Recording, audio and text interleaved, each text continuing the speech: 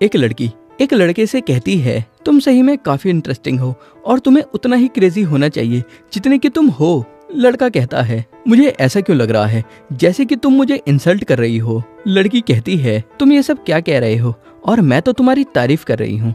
और अब मैं तुमसे पूछती हूँ, क्या तुम्हें पावर चाहिए? लड़का कहता है, हाँ बिल्कुल, क्योंकि मैं इसके लिए मना तो नहीं करूँगा। लड़की कहती है, मैं इसको दूसरे तरीके से पूछती हूँ, और क्या तुम्हें और ज्यादा मैजिक पावर चाहिए? ये सुनकर लड़का बहुत ज्यादा एक्साइटेड होकर कहता है, हाँ बिल्कुल। फिर अगले सीन में ये लड़का नींद से जागता है और आसपास देखकर सोचने लगता है, ये कौन सी जगह है और मैं यहाँ कैसे आ गया, और मैं तो ऑफिस का काम करने के बाद ड्रिंक पी रहा था। फिर ये लड़का शीशे में खुद को देखता है और बहुत जोर से चिल्लाता है और सोचता है, ये मेरा फेस है और मैं एक बच्चा बन चुका हूँ। तभी लड़के के पिता उसे चिल्लाने पर डांटते हैं और कहते हैं, लियम तुम हैमिल्टन फैमिली का हिस्सा हो, इसलिए तुम्हें ठीक से बर्ताव करना चाहिए। ये बात कहकर पिता चले जाते हैं और लड़का सोचता है, लियम क्या ये मेरा नाम है? तभी एक मेड कहती है, अभी मास्टर का मूड अच्छा है क्योंकि काफी सारे लड़के होने के बाद उनकी एक बेटी हुई है और मुझे उम्मीद है कि लियम तुम अपनी छोटी बहन की बर्थडे पार्टी एंजॉय करोगे। फिर अगली सुबह ये लड़का समझ जाता है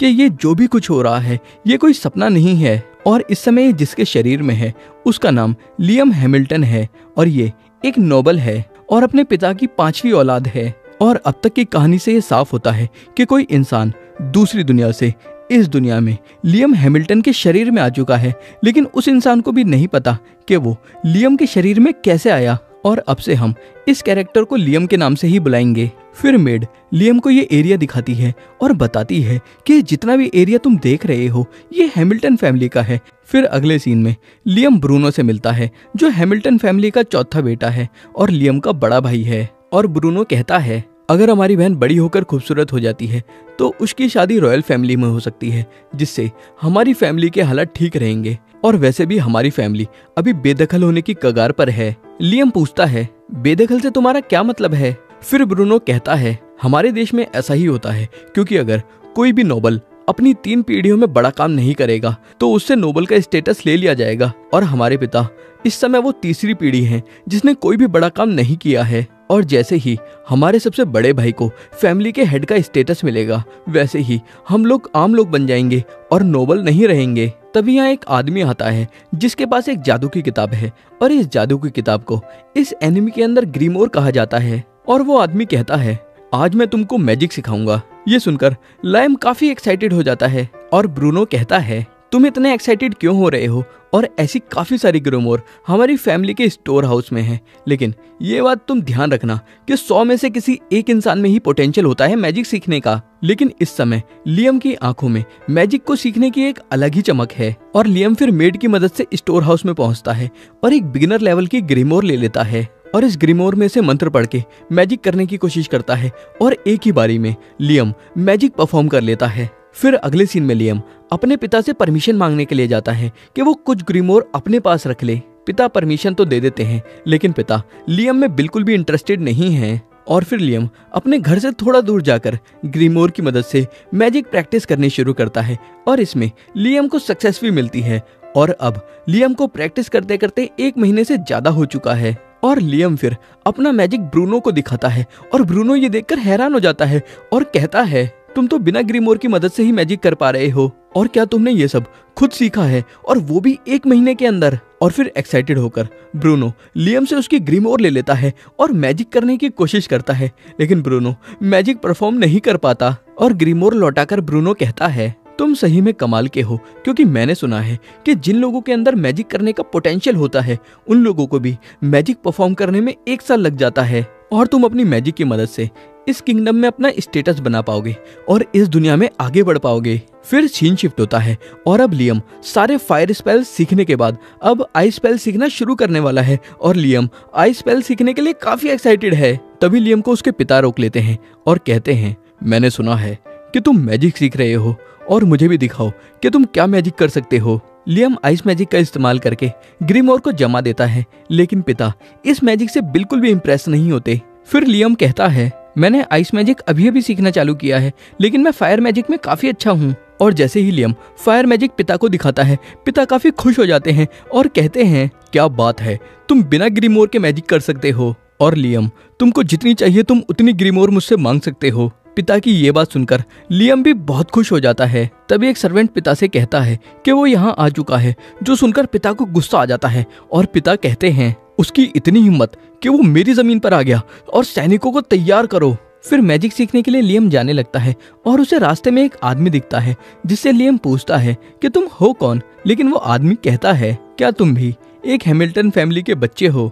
लियम कहता है हाँ, मेरा नाम लियम हैमिल्टन है। ये आदमी कहता है लगता है गड़बड़ हो गई और चलो अब मुझको अपना बंदी बना लो। लियम पूछता है लेकिन मैं ऐसा क्यों करूंगा। वो आदमी कहता है हाँ, तुम सही कह रहे हो और तुम तो बस एक बच्चे हो, और क्या तुम मैजिक सीख रहे हो। लियम कहता है हाँ, और मैं मैजिक की प्रैक्टिस करने ही जा रहा हूँ। आदमी कहता है क्या तुम मैजिक सीखने का बेहतर तरीका जानना चाहते हो। लियम पूछता है बेहतर तरीके से तुम्हारा क्या मतलब है। और फिर ये आदमी लियम को 5 अलग अलग टाइप के मैजिक एक साथ करके दिखाता है, जो देखकर लियम भी काफी हैरान हो जाता है और कहता है ये तुमने कैसे किया, और सही में ये काफी कमाल का था। आदमी कहता है क्या तुम चाहते हो कि मैं तुम्हें मैजिक सिखाऊं।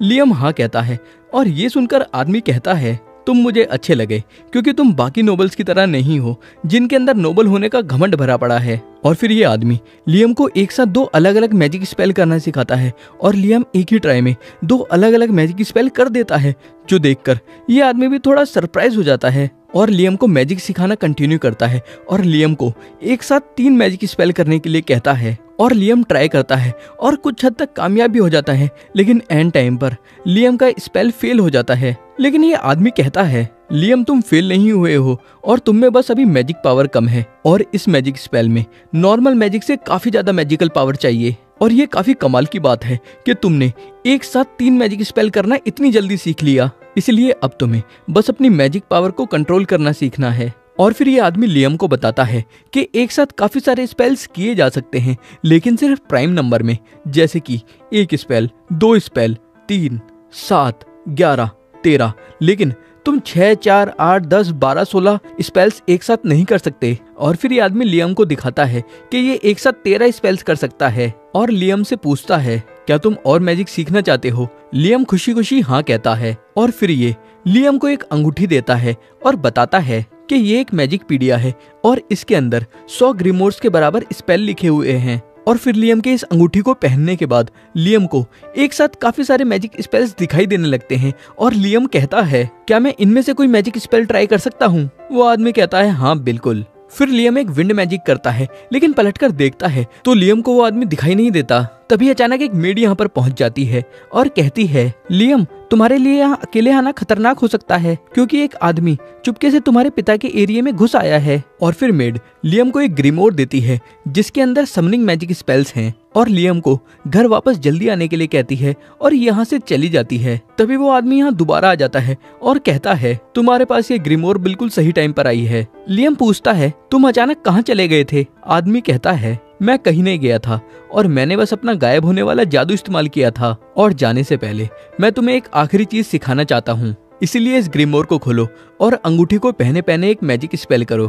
फिर लियम एक मैजिक स्पेल करता है जिससे एक सैलेमेंडर समन हो जाता है, लेकिन वो अचानक अंगूठी में घुस जाता है। और फिर ये आदमी कहता है ये रिंग एक मैजिक पीडिया है और ये ग्रीमोर के स्पेल्स को सेव कर लेती है, बिल्कुल एक नोटबुक की तरह। और फिर ये आदमी लियम को कुछ और मैजिक स्पेल्स करने के लिए कहता है और लियम फिर कुछ और मैजिक स्पेल्स करने के बाद जब देखता है तो ये आदमी यहाँ से गायब हो चुका है। लेकिन जाने से पहले उस आदमी ने लियम के लिए जमीन पर एक मैसेज लिख दिया है कि मैजिक की स्टडी करते रहो और हम दोबारा जरूर मिलेंगे, और प्लीज मेरे बारे में किसी को कुछ मत बताना। आदमी के जाने के बाद लियम सोचता है हालांकि हम लोगों ने बस थोड़ा सा ही समय साथ में बिताया था और मुझे तो उसका नाम भी नहीं पता, लेकिन वो आदमी मेरा मास्टर है। और अब 1 महीना और बीत चुका है और लियम के मैजिक स्किल्स और भी बेहतर हो चुके हैं और लियम अपने मैजिक का इस्तेमाल करके एक भट्टी बनाता है जिसकी मदद से लियम चारकोल और क्रिस्टल बनाता है। और जब ब्रूनो यहाँ आकर देखता है कि लियम ने अपने मैजिक से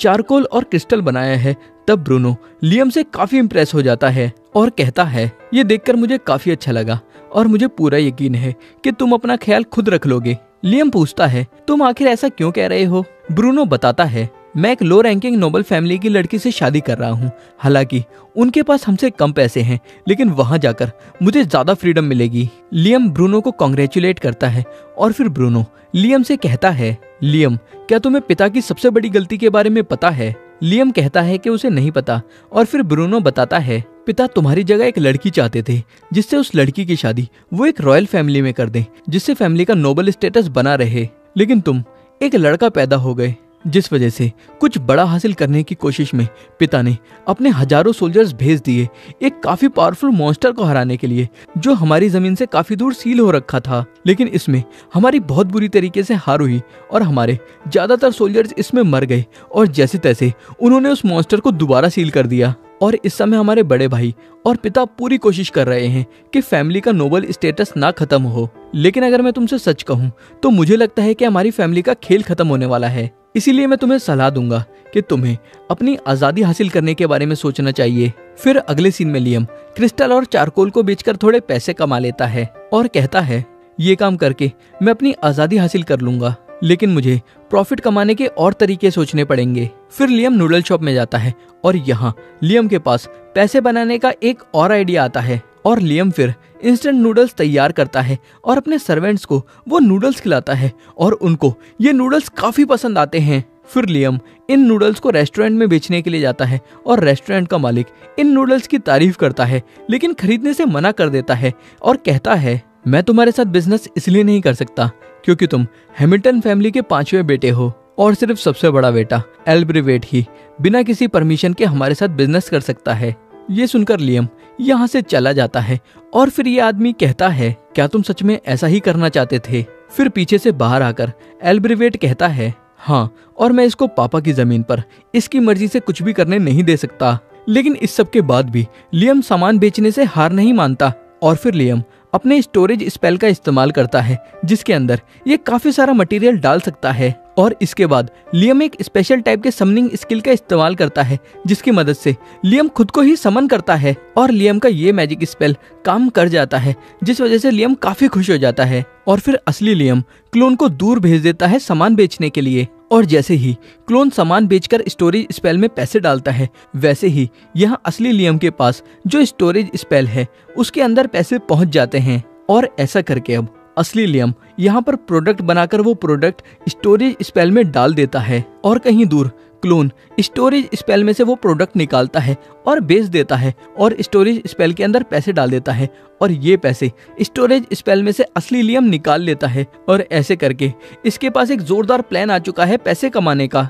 और अभी लियम अपने क्लोन के साथ फाइट करके मैजिक की प्रैक्टिस कर रहा है, लेकिन जल्दी से लियम अपने क्लोन को गायब कर देता है क्योंकि यहाँ पर लियम का सबसे बड़ा भाई एल्ब्रिवेट आ चुका है और एल्ब्रिवेट लियम से कहता है, लियम, मैंने सुना है कि सब तुम्हारी तारीफ कर रहे हैं क्योंकि तुम्हारे मैजिक स्किल्स काफी बेहतर हो चुके हैं, और क्या मैं जान सकता हूँ कि बड़े होकर तुम क्या बनना चाहते हो? ये सुनकर लियम समझ जाता है कि एल्ब्रिवेट ये सवाल इसलिए पूछ रहा है क्योंकि एल्ब्रिवेट सबसे बड़ा बेटा है और अगला पिता का होने वाला वारिस भी है और इसे जरूर ऐसा लग रहा है कि लियम इसकी जगह लेने की कोशिश कर रहा है। और फिर लियम कहता है, मैं बड़े होकर आज़ाद होना चाहता हूँ और अच्छा रहेगा कि अगर मुझे कोई जॉब मिल जाए जिससे मैं खुद को सपोर्ट कर सकूँ। ये सुनकर एल्ब्रिवेट को अच्छा लगता है और एल्ब्रिवेट कहता है, अगर ऐसा है तो मैं तुम्हें हंटर गिल्ड में भेज देता हूँ। फिर अगले सीन में लियम हंटर गिल्ड के अंदर पहुँचता है। फिर गिल्ड मास्टर लियम से कहता है, तुम जरूर लियम हैमिल्टन होगे और मुझे तुम्हारे बारे में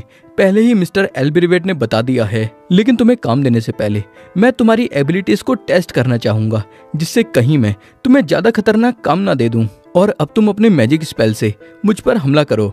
लियम सोचता है, मैं इस समय अपने क्लोन का इस्तेमाल कर रहा हूँ जो कहीं दूर सामान बेच रहा है, इसलिए मैं अपनी पूरी ताकत से हमला नहीं कर सकता। लेकिन फिर लियम के हमले को देखकर गिल्ड मास्टर के होश उड़ जाते हैं और गिल्ड मास्टर कहता है, जितना तुम्हारा पावर लेवल है उस हिसाब से मैं तुम्हें एक बी रैंक लाइसेंस दे देता हूँ। और फिर लियम जा ही रहा होता है कि